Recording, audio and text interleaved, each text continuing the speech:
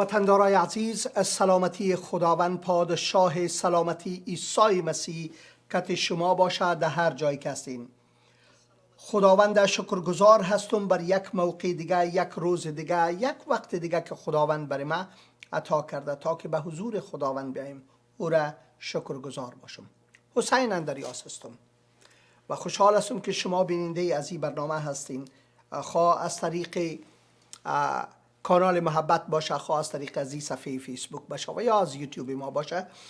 و اما خداوند شکرگزار هستیم، از کامنت هایتان شکرگزار هستم، از اینکه برای ما پیام میفرستین شکرگزار هستم. بسیاری از وطندارای عزیز ما، حتی وطندارای مسلمان ما، برای ما تلفن میکنن و میگن ما برتان دعا میکنم.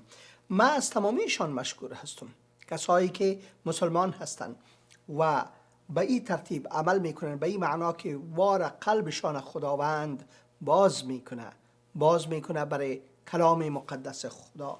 و خداوند ما شکرگزار هستم بر هر کدامشان.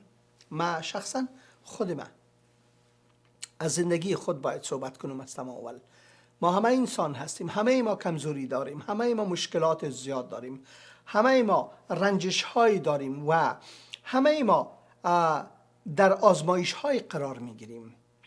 بله، ما ضعیف هستیم، بسیار هم ضعیف. بعضی وقتا از خاطر ضعف خود، از خاطر که کار ما نمیشه، یک مسئله ما انجام نمیشه، ما یخن دیگه کسا را میگیریم و بالای از وای الزام میزنیم.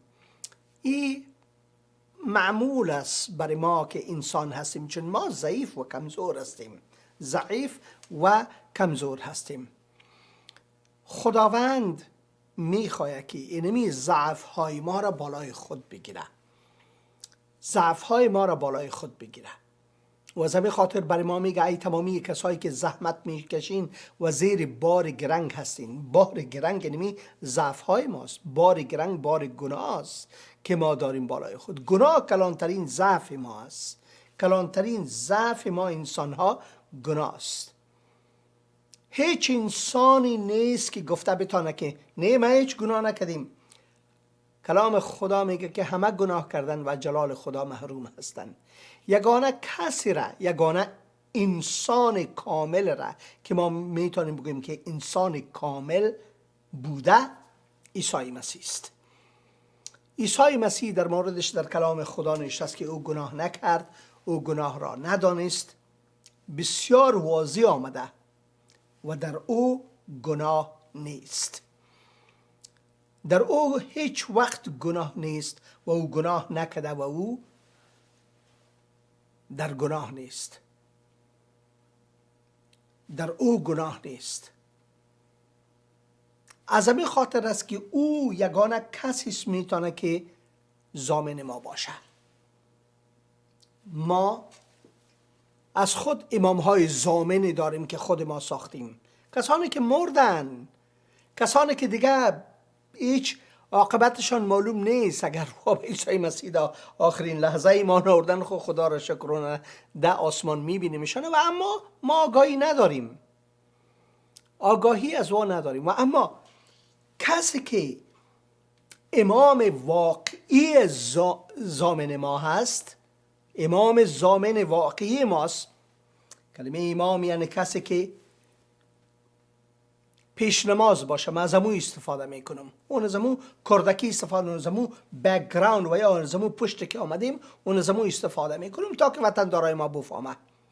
در مسجد ما یک پیش امام داشتیم، یک نفر پیش امام بود و دیگه از پشت از نماز میخواندن. ما اما آل امامی داریم، امام ضامن داریم. خداوند ما، مالک ما، خالق ما، او کسی که هر چیز توسطش ساخته شد آمد که رهبر ما باشه. امام یعنی رهبر ما، کسی که ما را رهبری میکنه. او آمد که رهبر حقیقی ما باشه. او آمد چیزهایی را که ما ضعف داریم، نمیفهمیم، نمیتونیم، مشکل داریم کتش، کور هستیم در موردش، کر هستیم در موردش، گنگس هستیم در موردش، برای ما بگه گوش کن.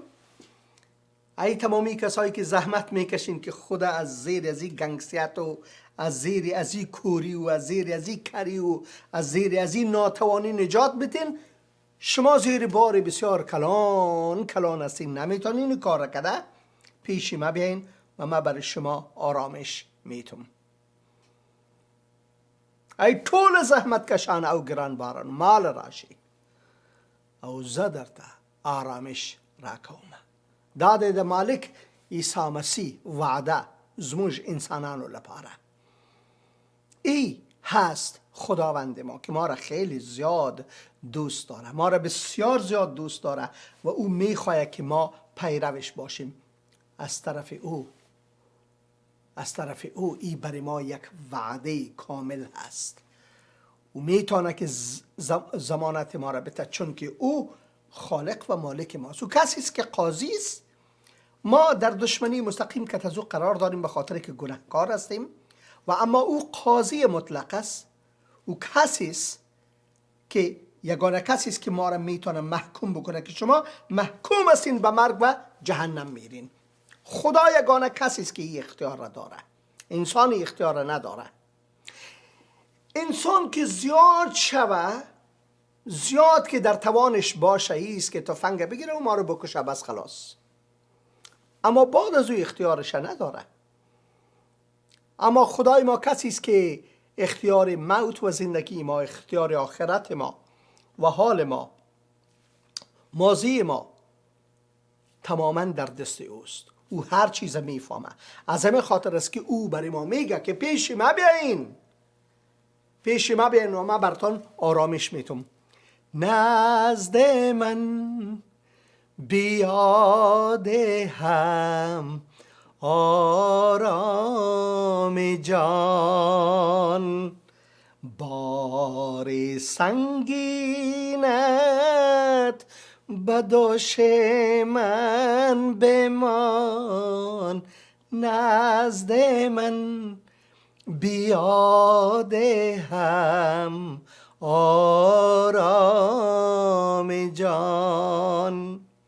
من راه و من راستی، من نجاتت از بدی. بیا به نزد من بگیر راحت در زندگی. آغوش من باز است، دوستت دارم این بدان. نزد من بیاده هم آرام جان. چی آیت است؟ چی آیت مقبول است؟ انجیل متی فصل 11 از آیت 25 تا 28 بخوانین. ببینین قلب عیسی مسیح را برای شما، ببینین نقشه عیسی مسیح را برای شما، ببینین وعده عیسی مسیح را برای شما. ببینین که او چی میگه. او میگه که در هر بارتان من بارکشتان هستم. من بارکشتان هستم. در هر رنجتان من رنج برتان هستم. من رنج شما را بر خود میگیرم. من رنج شما را بر خود میگیرم. این نیست که عیسی مسیح تنهایی را تعلیم داد، بلکه 700 سال قبل از تولد معجزان عیسی مسیح، 700 سال قبل از اینکه عیسی مسیح اینمی را تعلیم بده که ما در انجیل متی در فصل 11 میخوانیم آیات 25 تا 28، اشیای نبی در مورد از این واضح کرده بود. اشیای نبی ایرا برای ما گفته بود. چقدر خوب میشه که ما از اشیای نبی ایرا بخوانیم. یعنی ما براتون از اشیای نبی میخوانم. اگر شما کتاب اشعیا را دارین، فصل 53 را باز کنین. من کوشش میکنم که اینجا در کتاب مقدس در چی هم بیارم میره، واضح در سکرین هم بیارم.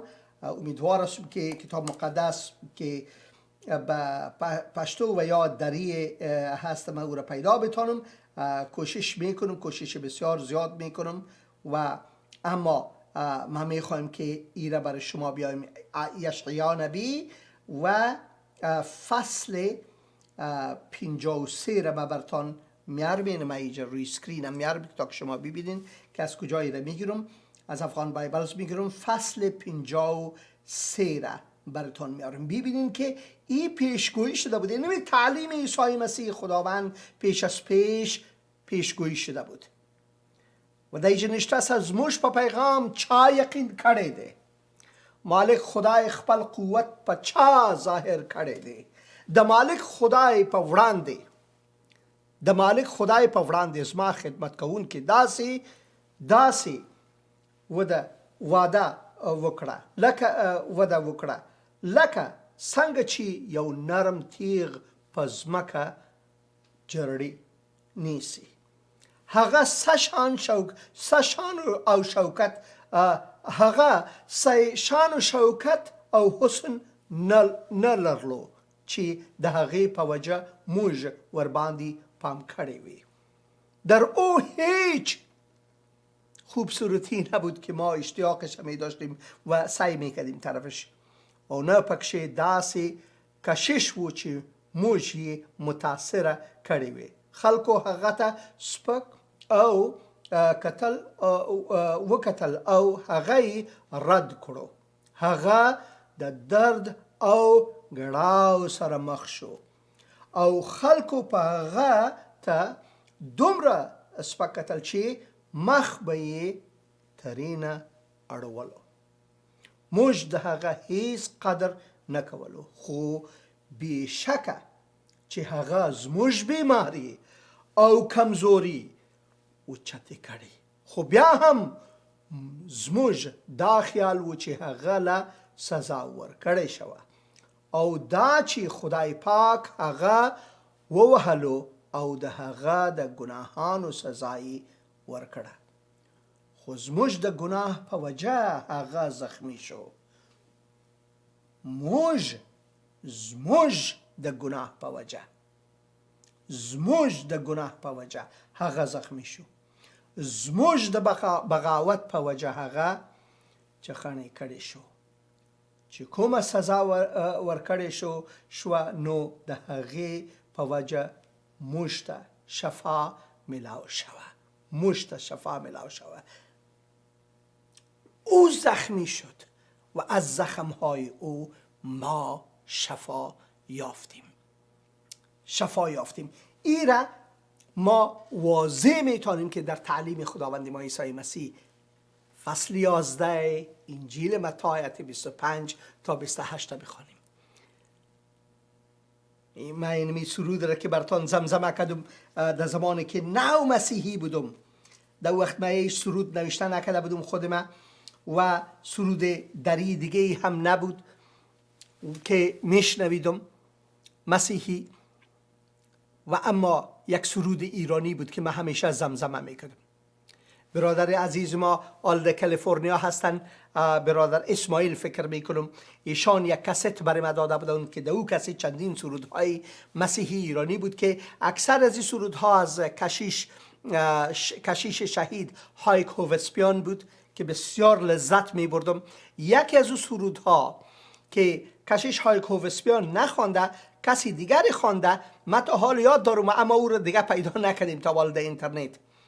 با سبک اینمی که ما خواندیم چون از آیاتی که ما خواندم از فصل 14 انجیل یوحنا و از فصل 11 انجیل متی اون از همون گرفته شده.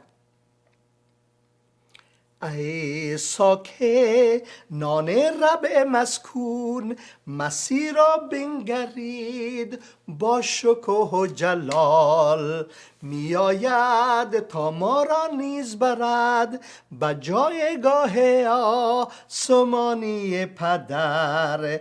نزد من آیید گرانباران، من خود شما را آرامی خواهم بخشید. من راه و راستی و حیات هستم، من منبع شادی یه الهی هستم. این سرود میشنویدم به حیث یک نوع ایمان، نوع مسیحی. از همین سرود من قد تشویق شدم که اینمی آیات ما به سبک افغانستان پرتم، به سبک افغان ها، میوزیک افغان ها پرتم. از همون خاطر من ایره نوشته کردم: نزد من بیاده هم آرام جان، بار سنگینت به دوش من بمان. نزد من بیاده هم آرام جان، من راه و من راستیر، من حیاتت، بله من حیاتت هستم. من راه و من راستی، من نجاتت از بدی، بیا به نزد من بگیر راحت در زندگی. آغوش من باز است، آغوش من باز است، دوست دارم این بدان. نزد من بیاده هم آرام جان. عیسی مسیح از شما دعوت میکنین امروز که پیش ما بیاین و ما شما را آرامش میتم، آرامشی که من میتم هیچ کس دیگه داده نمیتونه. آرامش عیسی مسیح را هیچ کس دیگه داده نمیتونه. ما از فصل 4 رساله اول یوحنا میخواندیم. من امروز از آیت 7 تا آیت آخر را میخوانم، هرچند که در 2 برنامه گذشته ما سر از این مرور کردیم، خواندیم و اما بازم برتان میخوانم و بعد از چند خبرها را میخوانم از BBC، از طلوع نیوز و خبرهای ناخوشی که متاسفانه از وطن ما میآید ما را خنجگر میکنه. دعا میکنیم و اما ما اولی را میخوانیم: ای عزیزان ما باید یکدیگر را دوست بداریم، زیرا دوستی و محبت از جانب خدا هست. هر که محبت دارد فرزند خداست و خدا را میشناسد، اما آن که محبت ندارد از خدا کاملا بیخبر است، زیرا خدا محبت است و محبت خدا از این بر ما آشکار گردید که او پسر یگانه خود را به دنیا فرستاد تا ما به وسیله او زندگی داشته باشیم. و محبت در همین است. چیست؟ نه آن که ما به خدا محبت داشتیم، بلکه این که او به ما محبت داشت و پسر خود را فرستاد تا کفاره گناهان ما شود. ای عزیزان، اگر محبت خدا به ما چنین است، ما نیز باید یکدیگر را دوست بداریم. هیچ کس هرگز خدا را ندیده است، اما اگر ما یکدیگر را دوست بداریم، خدا در ما زندگی می کند و محبت او در ما به کمال میرسد. محبت او در ما به کمال میرسد. از همین خاطر ما موضوع امروز دادیم: خدا در ما و ما در خدا. چطور ممکن است؟ چطور ممکن است؟ کلام خدا چی میگه؟ میگه چگونه میتوانیم بدانیم که خدا در ما است و ما در خدا؟ چگونه میتوانیم که را بدانیم که خدا در ما هست و ما در خدا؟ از این که او روح خود را به ما بخشیده است. از چی ما میفهمیم؟ از این که او روح مقدس خدا برای ما بخشیده. چطور این را ما در کلام مقدس خدا وقتی که میریم در فصل 14 انجیل مقدس یوحنا واضح تر این را میخوانیم. ما براتان از امو فصل میارم، فصل 14 انجیل مقدس یوحنا. اینا بیاین یک جایی رو بخوانیم. وعده روح القدس. وطندارای مسلمان ما این روح القدس میگه که جبرائیل بود. نه، روح القدس خود خداست، روح خداست، جزء خدا و خود خدا، کاملیت خداست. عیسی مسیح از همون خاطر در فصل 4 انجیل یوحنا برای خانم سامری میگه چی میگه؟ برای زن سامری چی میگه؟ میگه خدا روح است و اگر خدا روح است پس او روح مقدس است. از همون خاطر ما روح القدس میخونیم، یعنی روح مقدس. خدا روح است. چی میگه؟ اگر مرا دوست دارید، عیسی مسیح میگه، و اوامر مرا اطاعت خواهید کرد و من از پدر درخواست خواهم کرد و او پشتیبانی دیگری به شما خواهد داد. یعنی من پشتیبانتان هستم، پدر پشتیبانتان است اگر شما با من ایمان میارید. و ما از او خواهش میکنم که پشتیبان دیگری برتان رایی بکنه. یعنی من شما رو یتیم نمیگذارم، تنها نمیگذارم. چی میگه؟ که همیشه با شما بماند. یعنی همان روح راستی. و عیسی مسیح چی میگه؟ میگه من راه، راستی و زندگی هستم. روح راستی یعنی روح من، روح خدا که شماست. عیسی مسیح اینجا واضح میگه که من خدا هستم. واضح در اینجا برای ما میگه که من خدا هستم. اون مسلمان ها بعض وقتا وطندارای ما میگه که در کجای کتاب مقدس نوشته که عیسی مسیح بگه که من خدا هستم؟ این و چند این جاهای دیگه او واضح میکنه که او کی هست، با اعمال خود، با معجزای خود، با تعلیم خود. او برای ما این رو واضح میکنه که او خداست. مثل از او کسی نبوده، مثل از او کسی تعلیم نداده، مثل از او کسی عمل نکرده. چی میگه؟ یعنی همان روح راستی که جهان نمیتواند بپذیرد، زیرا او را نمیبیند و نمیشناسد، ولی شما او را میشناسید چون او پیش شما میماند و در شما خواهد بود. پیش شما میماند و در شما خواهد بود. پیش شما و در شما. این بسیار مهم است. از همین خاطر چی نوشته است؟ نوشته است که چگونه میتوانیم بدانیم که خدا در ماست و ما در خدا، از این که او روح خود را به ما بخشیده است. ما خود دیده ایم و شهادت میدهیم که خدای پدر پسر خود را فرستاد تا نجات دهنده عالم باشد. نجات دهنده عالم. در این روزا در اینترنت بسیار همی تو مشهور است، بسیار همی ملاهای صاحب مسلمان، ملاهای بسیار زیادشان و بسیاری کسای دیگه که کوشش میکنن صاحب امی که عیسی مسیح گفته، مدعی شده او گفته، این کاپی رایت عیسی مسیح کاپی رایت خدای ماست، ترید مارکش هم است. اگر بگوین خب به این ترتیب گوش کنین. میگه من راه، راستی و زندگی هستم، هیچ کس جز به وسیله من پیش پدر آمده نمیتونه. ایره او در انجیل مقدس یوحنا در فصل 14 اینمی فصلی که خواندیم اینجا واضح میگه. این آیت 6 عیسی به او گفت من راه، راستی و زندگی هستم، هیچ کس جز به وسیله من نزد پدر نمی آید. توما ایره سوال کرده بود، یک از شاگردایش، یک از رسولایش گفت ای خداوند ما نمیدانیم تو به کجا میروی، پس چگونه میتونیم تو راه را بدانیم؟ عیسی گفت با او گفت من راه و راستی و زندگی هستم، هیچ کس جز به وسیله من نزد پدر نمی آید. ملاها چی میگه؟ مسلمان ها در اینترنت، در تیک تاک، در فیسبوک، در یوتیوب بسیار زیاد غوغا با پا کرده. چی میگه؟ به شمول متاسفانه بعضی از علمای کلان مسلمان ها که خوب این موضوع را واضح میفهمه، میگه گوش کنین، در زمان موسی راه، راستی و زندگی بود و یگانه طریق بود از که از طریق از ما میتونستیم پیش خدا بریم. و اما موسی هیچ وقت ایره نگفت، هیچ وقت اینمی را نگفت. اینمی حصه هایی که عیسی مسیح میگه من هستم باید شما در کتاب مقدس بخوانین. او گفت من الف هستم، من یا هستم، من اول هستم، من آخر هستم، من ابتدا هستم، من انتها هستم. نه موسی گفته، نه ایلیا گفته، نه آدم گفته، نه نوح گفته، نه اشعیا گفته، نه ارمیا گفته و هیچ کسی هم نگفته. از اما خاطر او میگه که در زمان محمد یگانه راه، راستی و زندگی است. محمد را هرگز نگفته. این چیزهایی است که عیسی مسیح تعلیم داده و هر کسی دیگه ای که میگه این چیز تکرار میکنه او کاپی است، او اصل نیست.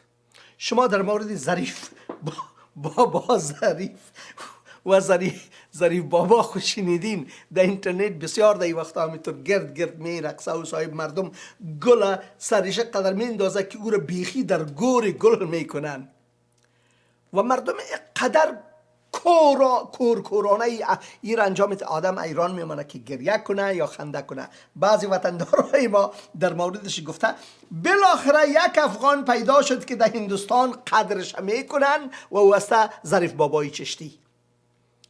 او یک راه واقعا خوب پیدا کرده برای درآمد، برامون از زندگی که در هرات داشته یا در افغانستان داشته واقعا زندگی بدبختی بوده که مردم به این ترتیب میخواه برای یک لقمه نان این کارا را بکنه.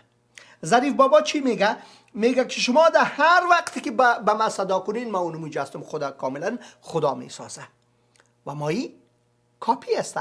عیسی مسیح یگانه کسی است که این کار را کرده، اولین کس و آخرین کس، ابتدا و انتها، اول و آخر، الف و یا عیسی مسیح است. یعنی که من هستم، من الف و یا هستم، من اول و آخر هستم، من ابتدا و انتها هستم، من شبان نیکو هستم، من در هستم، من قیامت و زندگی هستم، من راه راستی و زندگی هستم. تمامی اینمی من هستم های عیسی مسیح به شمول من هستم که هستم.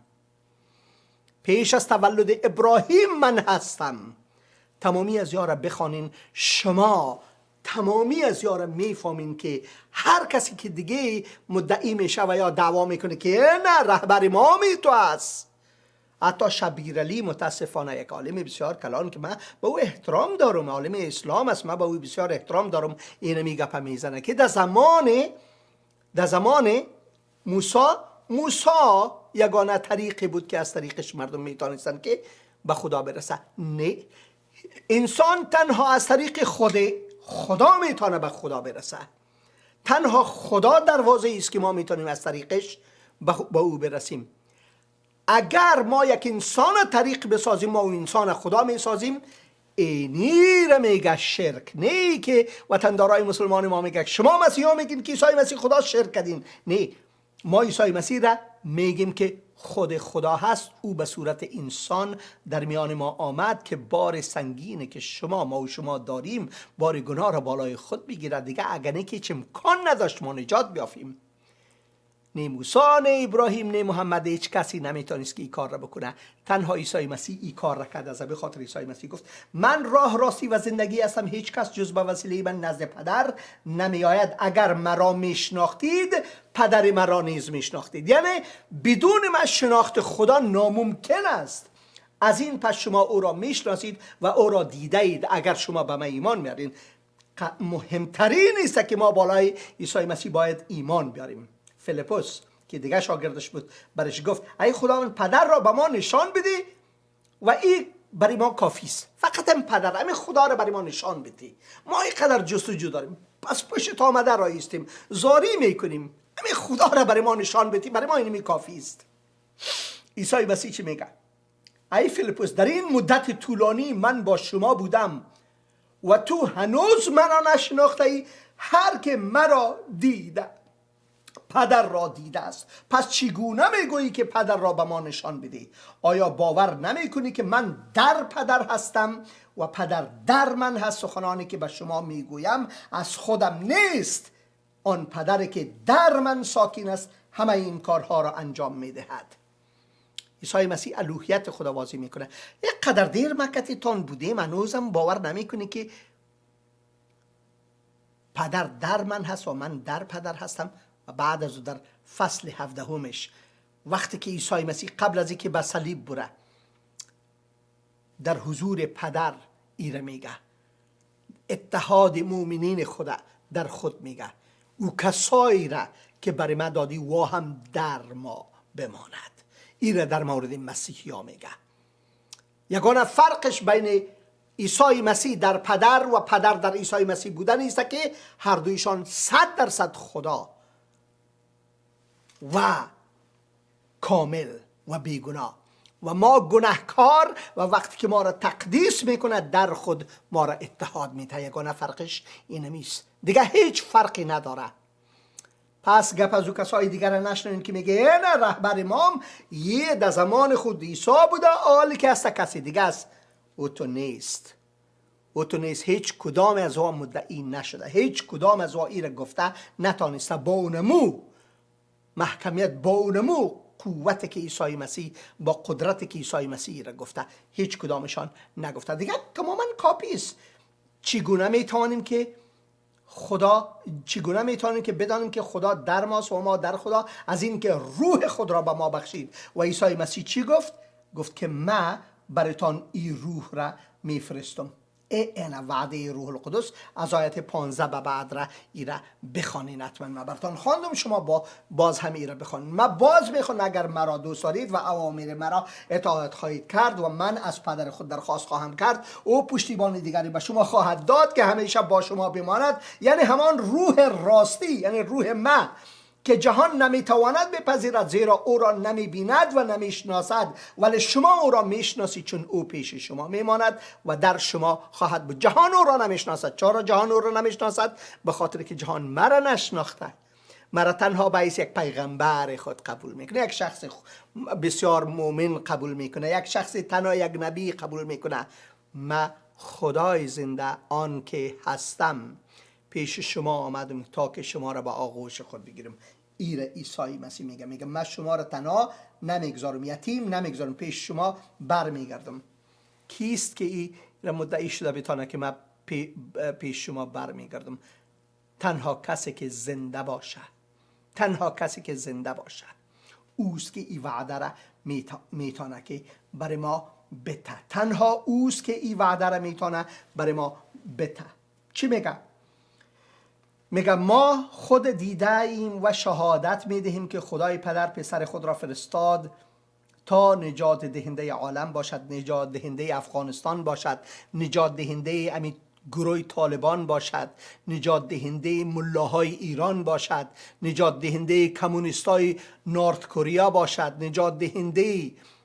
نجات دهنده جورج بوش باشه، باراک اوباما باشه، نجات دهنده حمید صاحب کرزی باشه، نجات دهنده حبیت الله باشه، نجات دهنده تمامی نظامی کسا باشه، نجات دهنده ولادیمیر پوتین باشه. او یگانه نجات دهنده است. او یگانه نجات دهنده است. و هر که اقرار کند که عیسی پسر خداست، خدا در اوست و او در خدا. ما از محبت خدا نسبت به خود آگاهیم و با آن اطمینان داریم خدا محبت است و هر که با محبت زندگی می کند در خدا ساکن است و خدا در او و خدا در او. به این وسیله محبت در ما به کمال رسیده است تا در روز داوری اعتماد داشته باشیم، زیرا زندگی ما مانند زندگی او در این دنیا است. کسی که محبت دارد نمی ترسد و هر که بترسد هنوز به محبت کامل نرسیده است، زیرا محبت کامل ترس را دور می زند. ولی شخصی می ترسد که در انتظار مجازات است، از به خاطر خداوند ترس از ما دور کرده. دیگه ما ترس آینده را نداریم. ترسای روزانه را داریم، ترسای خطر مرگ روزانه را داریم. چند قسم ترس است. یک ترس است که پشت دروازه استاد شوی، کسی از اوجا بیایه و خبر نباشه و ایجام تاریک باشه، یک دفعه بگه با حتما میترسی. این طبیعی است. این طبیعی است در ما. کلام خدا از او ترس نمیگه. او ترس در هر کسی است. یا طالبا صاحب کلاشینکوف در سر ما بگیره، خود ترس است، جان ما میلرزه، جان شیرین است، از او ترس نمیگه. این ترس آینده است که ما از این نمی ترسیم هرگز، به خاطر که آینده ما 100% واضح است. عیسی مسیح گفت که میگه که هر کسی که پیش ما بیایه موار هرگز رد نمی کنم.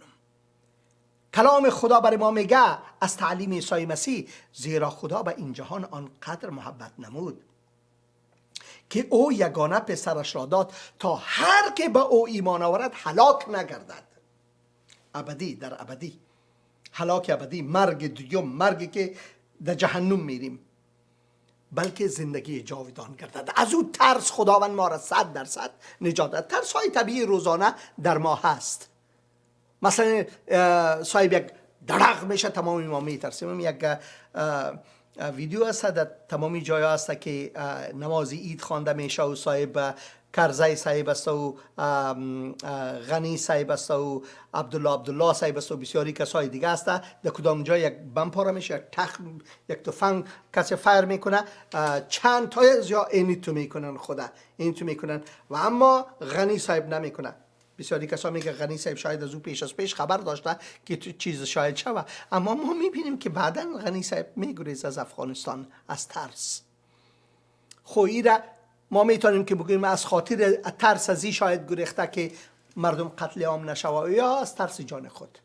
فرق نمیکنه هر رقمی که شما ای را تحلیل میکنین، و بسیار امکان داره از این خاطر او گریخته باشه تا که جانهای دیگه مردم به سلامت باشه، چون طالبا وحشیانه حمله میکردن، مردم میکشتن. و شاید غنی صاحب گفته باشه که بابا امی که من بگریزم امی بدنامی را سر خود میگیرم، فرق نداره جان دیگه مردم به خطر نیفته. شاید امی کار را کده، خبر ندارم. و یا شاید از خاطر ترس جان خود گریخته. این را من خبر ندارم، این را تنها خدا خبر داره و غنی خبر داره. هیچ کدام ما خبر نداریم. حتی بهترین کسایی که نزدیکترینشان بوده شاید خبر نداشته باشه، چون از قلب انسان تنها خود انسان و خدا خبر می داشته باشه. حتی امکان داره از زن آدم که نزدیکترین آدم است امکان داره او خبر نداشته باشه. تنها خدا و خود ما خبر داریم. از همین خاطر است که ما از خدا باید بترسیم و اما از آینده نترسیم اگر آینده ما در دست خدا هست، چون ترس خدا شیرین و علم است و حکمت است. و اما ترس دنیا و ترس آخرت ترسی است که از طرف شیطان بر ما می آید، از طبیعت بر ما می آید، از کمزوری های ما بر ما می آید. از همین خاطر از کلام خدا چی میگه؟ ما میگه که از کسی نمی ترسیم، زیرا محبت کامل ترس را دور می سازد، ولی شخصی می ترسد که در انتظار مجازات است. آیا ما مسیحا در انتظار مجازات هستیم؟ نه، خدا را شکر عیسی مسیح این مجازات از بالای ما ورداشت. در کجا ما میخوانیم که این مجازات از سر ما ورداشت؟ بسیاری جایا. فصل 3 رساله رومیان، فصل 8 رساله رومیان، فصل 5 رساله رومیان و تمامی اناجیل از یک سر. در خصوص وقتی که ما انجیل مقدس یوحنا فصل 3 میخوانیم، در اوجا بسیار واضح تر کده. ما عموما آیت 16 فصل 3 آیت 16 را خوانده و خود خلاص میکنیم که نه، و اما آیت 17 و 18 ایره واضح تر میکنه و بعدنش ایره واضح تر میکنه بین ترس خدا و ترس انسان. زیرا خدا به این دنیا آنقدر محبت داشت که پسر یگانه خود را داد تا هر که به او ایمان آورد هلاک نگردد بلکه صاحب زندگی ابدی شود. یعنی خدا در او و او در خدا شود. زیرا خدا پسر خود را به دنیا نفرستاد که از دنیا بازخواست کنه، بلکه تا آن را نجات بده. هر کسی که به او ایمان بیاره، یعنی بالایش باور کنه، از او بازخواست نمیشه، و اما کسی که به او ایمان نیاره زیر حکم باقی میمانه. این نیست ترس. خدا از این ترس ما را از این حکم جهنم ما را نجات داده. پس ما از کی بترسیم؟ پولس رسول میگه که حتی مرگ نمیتونه که ما را از محبت خدا جدا بسازه که در مسیح عیسی برای ما ظاهر شده. از همین خاطر است زیرا خدا پسر خود را به دنیا نفرستاد که از دنیا بازخواست کنه، بلکه تا دنیا را نجات بده. هر که به او ایمان بیاره یا باور کنه از او بازخواست نمیشه، و اما کسی که به او باور نمیکنه زیر حکم باقی میمونه، چرا که به اسم یگانه پسر خدا ایمان نآورده. حکم بازخواست چیست؟ این است که نور در دنیا آمد ولیکن مردم به علت اعمال شرارت آمیز خود تاریکی را از نور بهتر دانست. زیرا کسی که مرتکب کارهای بد می شود از نور نفرت دارد و از آن دوری می جوید، مبادا اعمالش مورد ملامت قرار بگیره و یا واقع شود. ما شخص نیکوکاری خود ما از کی میگیریم؟ از عیسی مسیح. به سوی نور میآید تا روشن شود که اعمالش در خدا ترسی انجام شده هست. هللویا. این نیست اطمینان 100% ما در خدای ما، در خداوند ما. این نیست، و خدا ایره برای ما انجام داده خودش. چقدر عالی است که ما ایره عمیقاً فکر کنیم سرش. مثل از او وطندارای عزیز ما که زیر شکنجه طالبا هستن نیست.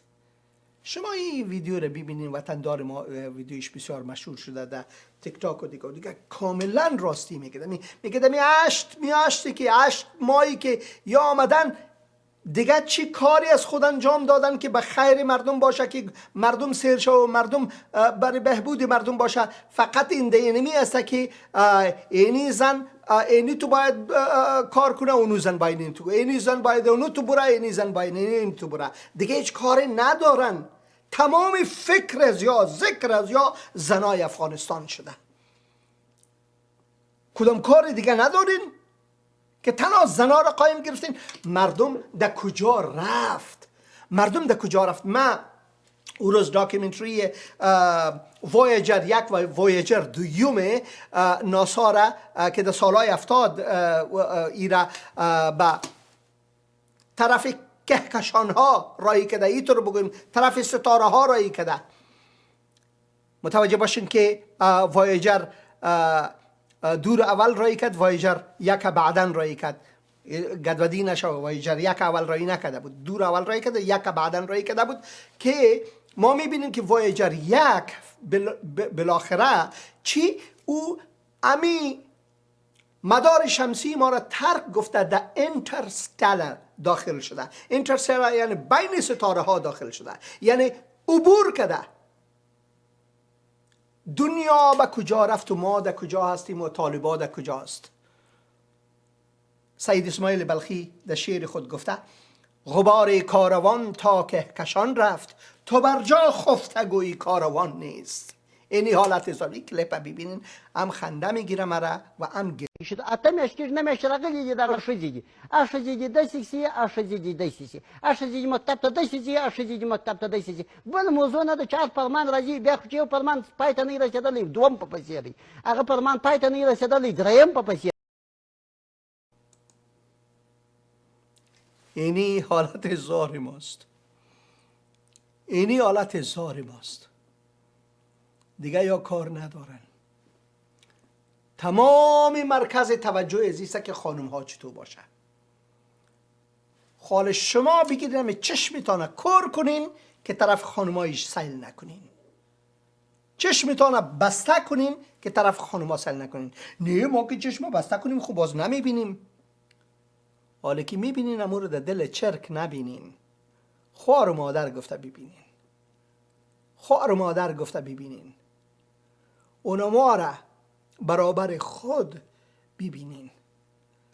حالا هر چیز خود نمیشه که گستاخی ماف باشه. از ناف به زیر فکر کنین، کمی از این کلم استفاده کنین که خدا براتان داده. من معذرت میخوایم از خورای من. هرچی خود نمیشه که ما از شهوات خود فکر کنیم. از این کله‌ای که خدا دادن فکر کنین.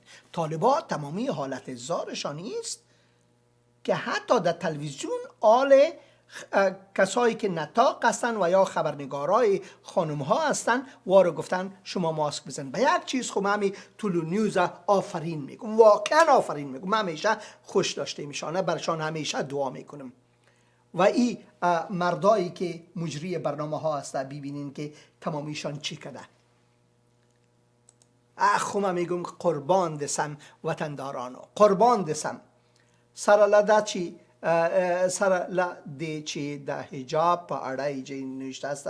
اول ده شازینه ویاندیانو ده مخ پوتولو، ده مخ پوتولو ده حکم عملی کیدل او ده طلوع نیوز دریز، یعنی ستند و یا پوزیشن و یا و چی اراده کردن. چی میگه؟ و میگه که د دې وزارت د امر بالمعروف او نهی عن المنکر وزارت بیا دغه دستور په شزینه ویاندیانو جبری گنی. ای جبریست، ای جبریست، ای ظلم است بالای مردم. سیل کنین بسیار خوب کارم کردن، بسیار خوب کردن. خانم ها ایستاد هستن و مردان نشستن. خانم ها ایستاد هستن و مردان نشستن، چون بالای خانم ها جبری نقاب پوشانده یا هم نقاب پوشیدن. مسئله چی بخی گم شده فی الحال. چی میگم کووید 19 من میفهم که نقاب های کووید 19 پوشیدن یا ای گم شده یا به خاطر احتجاجی کار را کردن و آفرینشان که ای کار را کردن. آفرین از این عملشان کی کار کرده. در بین خود طالبان فی الحال اون کمی گدودیا است و صاحب بسیاری هایشان به شمول ستانکزی انتقاد ستانکزی از سیاست طالبان نسبت به زنان، آیا اختلاف درونی طالبان رهبران طالبان عمیق‌تر می شود؟ اون متاسفانه ما دیدیم که بالای جماعت از یا محفل که داشتن، هرچی که داشتن، عمله یک گروه دیگه هم شد. من ایره متاسفانه میگم، چون جان انسان مهم است پیش خدا، حتی جان یک طالبان. هیچ خبر خوش نمیشنویم، هیچ خبرها را شما ببینید، هیچ خبر خوش نیست. تنها که وطندار ما که دیجا گفته، چی گفته؟ این سر از نو شد اتمشکش نمیشرقی در شوزیگی اشزیگی دسیسی اشزیگی دسیسی اشزیگی مطلب دسیسی اشزیگی مطلب دسیسی بل موضوع نه د چار پرمان راځي بیا خو چې پرمان پایته نه رسیدلی دوم په پسې دی هغه پرمان پایته نه رسیدلی دریم په پسې میگه هیچ موضوع دیگه ندارن یا فقط یه دمی خانم ها. سعی که تو فقط این خانم ها که خانم ها چطور باشن، خانم ها چطور مکتب برن، خانم ها چطور ایتو کنن، خانم ها چطور ایتو بکنن. سرک چطور جور شوه بین کابل و قندار کمی بسیار کونه شده، یک کمی همون سرک قیری که بود کونه شده. سرکی که بین قندهار و هرات بود و کانکریت بود تا بال من یادم است، او را چطور جور کنی؟ یعنی سرک بین مزار شریف و صاحب کابل چطور جور کنی، بین جلال آباد و کابل چطور جور کنی. دیگه نمیشه زحمت بکشیم در وطن خود آن چیزایی خوب بسازیم که برای مردم دنیا بگیم گوش کو اینی را ما ساختیم. من نمیگم که چپن ساختنه و یا خرجین ساختنه و یا پکول ساختنه و یا چپن ساختن، از اون چیزا نمیگم، اون چیزا رو کسی دیگه نمیپوشه، تنها کلتور افغان هست بین خود افغان ها میمانه. برای دیگه مردم دنیا شما چی راه کردین؟ همین طالبان میکروفونی که استفاده میکنه از یهودی ها و مسیحی ها و صاحب بودایی ها و ازمیاس خودشان نکده، هیچ کدامشانه. حتی من لنگی که میپوشن ماشین های شکسته امی کافرایی که میگن اونو ما جور کده، بیونمو کافر حتی لنگی ندارن یا تنبان ندارن، ایزاربند ندارن، تفنگایی که در دست دارن نموار ندارن، آینکایی که میپوشن، آینک چشمایی که میپوشن رو یا نساختن. امی آرام همی کافرات هم میشه ساخته. ای که گفت فوراً صاحب چی که است مسلمان ها حمله میکنه سر آدم که همی ابجد از کجا آمد و صاحب حساب کتاب از کجا آمد؟ از هندوستان آمد. وطندار عزیزم از عربان آمد، عربا تنایی رو بر غربی ها داد. از هندوستان آمد، از هندو آمد، از پتنه آمد، از بهار آمد. شنیه را شنیدین یا نشنیدین؟ ما فارسی زبان هم باز وقتا به خودم میبالیم که اینی تو کدیم، ما حتی صفر نساختیم، اما صفرم که هست از هندوستان آماده. شما بخوان که صفر کی ساخته، که صفر کی فکرش کرده و قبل از او حساب کتاب چقدر گدود بوده، حتی اینمی صفر وا ساخته. ما در فکر از این چیز هستم؟ در کدام فکر هستیم؟ این ده اینی فکر هستیم. گوش کنید. شد اتمشکش نمیشرقی در شوزیگی اشزیگی دسیسی اشزیگی دسیسی اشزیگی مطلب دسیسی اشزیگی مطلب دسیسی بل موضوع نه د چار پرمان راځي بیا خو چې پرمان پایته نه رسیدلی دوم په پسې دی هغه پرمان پایته نه رسیدلی دریم یکش خلاص نمیشه، سیومش شروع میشه. اینی حالت زارباز. بیاین که یک سرود بشنویم. خداوند از طریق می سرود می طالبا را دیگه اصلاح کنه.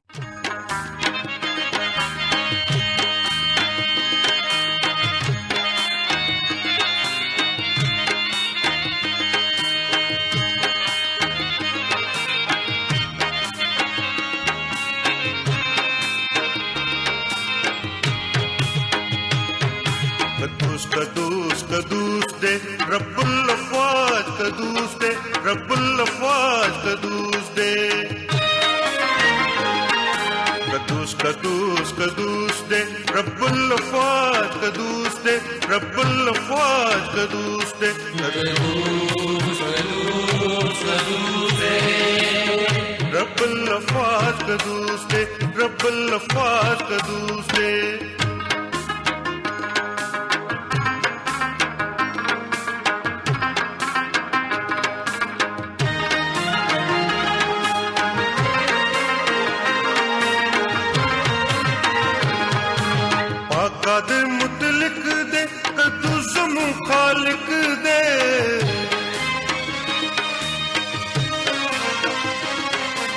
रब नू मुबारक दे दा रब ज़ात बारक दे कदूस कदूस कदूस दे रब्बल अफ़ाज़ कदूस दे रब्बल अफ़ाज़ कदूस दे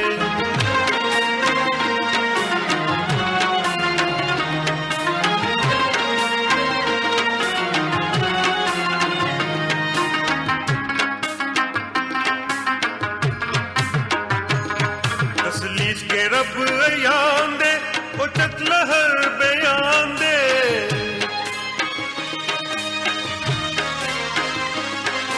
यवाज़े हगा रब दे यवाज़े बुल्ला जब दे कदूस कदूस कदूस दे रब्बल अफ़ाज़ कदूस दे रब्बल अफ़ाज़ कदूस दे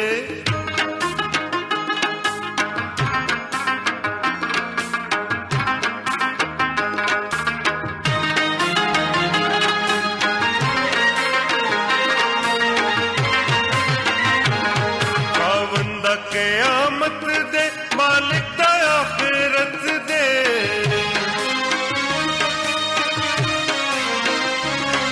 कुव्वत के कुव्वत नाक दे कमज़ोर दिया ना पाते कदूस कदूस कदूस दे रब्बल अफ़ाज़ कदूस दे रब्बल अफ़ाज़ कदूस दे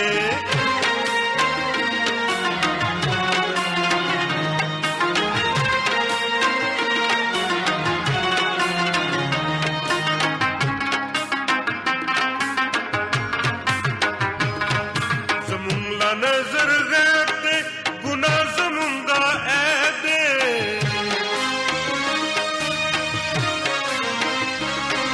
बुरा पहर सिफत दे कामिल मोहब्बत दे कदूस कदूस कदूस दे रब्बल अफ़ाज़ कदूस दे रब्बल अफ़ाज़ कदूस दे कदूस कदूस कदूस दे रब्बल अफ़ाज़ कदूस दे रब्बल अफ़ाज़ कदूस दे कदूस कदूस कदूस दे रब्बल अफ़ाज़ कदूस दे रब्बल अफ़ाज़ कदूस दे कदूस कदूस कदूस दे रब्बल अफ़ाज़ कदूस दे रब्बल अफ़ाज़ कदूस दे آمین رب الافواج قدوس. یک چند از کامنت ها میخوانیم از وطندارای عزیز ما. گریس هوب خواهر عزیز ما نوشته کردن My dear brother, greetings in Jesus. Most certainly there was a Dari hymn book in 1970s and even just before, but I'm sure you didn't have that available. With all my love in Christ. I absolutely agree with you, my dear sister. In fact, when I became a Christian the first 3 months, I thought I was the only Afghan Christian. I thought I was the only Afghan Christian until I came in contact with a dear pastor by the name Ezekiel. And then he introduced me to the first Afghan Christian that I came to know by the name Shagha. And after that, of course, I came to know about more people who came to know Jesus. بسیاری کسای دیگه بودن. و من یک چیز خواهر برتان میگم که دمو زمانایی که ما تا بال دیگه مسیحای افغان ملاقات نکردم 3 ماه اول، با تلاش های بسیار زیاد خود یک رادیو را پیدا کردم و در او زمان صاحب ما از طریق رادیو نمی شبها سال 1991 بود، یعنی 3-4 ماه 5 ماه بعد از اینکه من به عیسی مسیح ایمان آوردم، یک رادیو رو پیدا کردم به نام رادیوی صدای زندگی. از طریق از اون من سرودهای دری را میشنویدم و مو سرودهای دری عالم پیشم است و نمو را من زمزمه هم میکردم و ما تا او وقته من از سرودهای ایرانی بسیار لذت میبردم. زیادتر برای من میسر بود توسط کست ها، توسط کسایی که در کلیسا میخواندن و غیره، و من خداوند شکرگزار هستم. من میفهم شما شاید نشناسین، دو برادر در زمان در هندوستان زندگی میکردن به نام عبدالحی و غلام حیدر که پدرکلانای از یا به عیسی مسیح ایمان آورده بودن، هر دوتایشان البته یا چی بودن؟ کاکازاده بودن، یا پدرکلانشان به عیسی مسیح ایمان آوردن که 150 سال پیش قصه است و سرود میخواندن. اگر در افغانستان بودن پس حتما سرود فارسی میخواندن، دری میخواندن و یا پشتو میخواندن. من 100% این یقین دارم. گفتن که سرود میخواندن و ما او سرودها برای من میسر نبود. از این خاطر من این گفتم. بسیار خداوند برکت بده و خداوند خدمتتان برکت بده. خواهر ما سکینه جباری هم کتی ما هستن، خداوند شکرگزار هستیم برشان و آمین میگن. و زبیولا جان هم کتی ما هستن، خداوند شکرگزار هستم. خواهر ما گریس باز هم نشته کردن آمین آمین و آمین و خداوند برکت تان بده، خداوند تمامی تان برکت بده. در آخر من دعا میکنم چون وقتی برنامه خلاص میشه، دعا میکنم که خداوند رحم کنه که ما اینمی رو درک بکنیم که خداوند رحمتش، محبتش، فیضش برای ما مردم بسیار زیاد است. فقط ای که ما چشمای روحانی خدا واز کنیم. و عیسی مسیح میگه چطور امکان داره؟ خوشا به حال کسایی که از فقر روحانی خدا آگاه هستند و یا خوشا به حال کسایی که این را درک کردن که گناهکار هستند، چون که ملکوت خدا از وا میشه. وقتی که ما این میره درک بکنیم، ما نیاز می داشته باشیم به کسی که ما را نجات بده و او عیسی مسیح است، دیگه کسی نیست. او عیسی مسیح است. در زیر آسمان در روی زمین دیگه هیچ نامی داده نشده که توسطش ما نجات بیافیم به جز نام عیسی مسیح. ای خداوند تو رحم فرما بالای مردم ما. برای خورای ما دعا میکنیم داخل افغانستان که زیر شکنجه و جبر هستن، زیر ظلم و ستم هستن، خدای تو رحم فرما. خدای کسایی که به تو ایمان نآوردن، نور تو را ندیدن، بگذار که نور مسیح در قلبشان، در روح روانشان بتابه. ای خداوند تمامی از این خدمت ها را برکت بده که مردم تو را بشناسند، در نام قدوس عیسی مسیح خداوند. آمین آمین. تشکر و خداوند تمامی تان برکت بده. در فیض خدا سرشار باشین. آمین.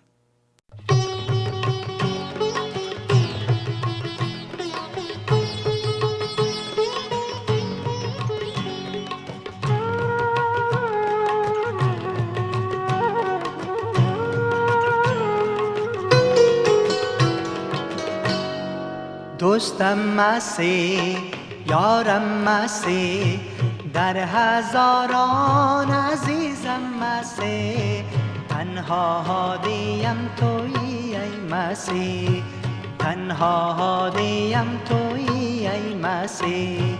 دوستم مسیح، یارم مسیح، در هزاران عزیزم مسیح، تنها هادیم تویی ای مسیح، تنها هادیم تویی ای مسیح.